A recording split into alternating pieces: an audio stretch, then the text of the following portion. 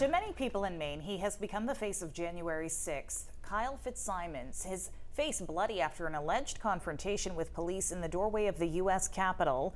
Today, the man from the town of Lebanon gets his day in court. Good evening, everyone. I'm Amanda Hill. And I'm Rob Caldwell in for Pat Callahan. Fitzsimons has been sitting in a jail cell waiting for his trial ever since federal agents arrested him last year. It's expected to be a quick trial lasting just a couple of days. News Center Maine's Jack Molmud sat in on day one of the trial. He has more on what prosecutors presented as evidence on the first day. Jack? Rob and Amanda, Kyle Fitzsimons says he's not guilty of all 11 criminal counts he's facing for his alleged involvement in the attack at the U.S. Capitol on January 6. While we couldn't legally record what went down today in the federal courtroom in Washington, we did listen in. Prosecutors laid out all the evidence against Fitzsimons, including his actions before, during, and after the storming of the Capitol. I know this sounds pretty crazy, but it's exactly what was asked of me. Words over the phone from jail. Kyle Fitzsimons telling his mom about why he participated in the January 6th attack on the Capitol. He is one of more than 800 people so far to face charges in the deadly attack.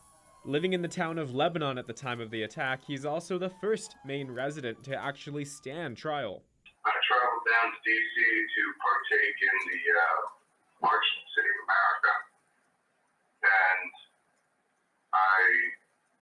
I'm very scared as to where the country's headed now. Amen. If it was going to be the last day of the Republic, I wanted to live it like I lived every day. That was Fitzsimons speaking by the phone to a Lebanon Board of Selectmen's meeting the day after the attack, admitting to taking part. We learned during this first day of the trial that Fitzsimons attempted to rally his neighbors, sending an email to be posted on a community Facebook page saying, "I've seen the flags. I know there are supporters of Mr. Trump in town. I'm also seeing the flags that this election was stolen and we are being slow-walked towards Chinese ownership by an establishment that is treasonous and all too willing to gaslight the public into believing the theft was somehow the will of the people." Would there be an interest locally in gathering a caravan to Washington, D.C. for the Electoral College vote count on January 6, 2021? I am asking for your courage, sir. Courage to dispute what we all know is a garbage election. Will you have the courage to object on the 6th? Because I certainly have the courage to object to my entire life going forward if this is done to me. That was Fitzsimons calling into Representative Jared Golden's office days before the insurrection. We heard from Capitol Police Captain Summers, who got emotional during her recounting of the attack. Quote, "I've worked there a long time. People I work with alongside on a regular basis fight for their life, essentially. It was hard to watch. My husband is a USC PD. He was in the Capitol that day, and I was worried for him and my coworkers."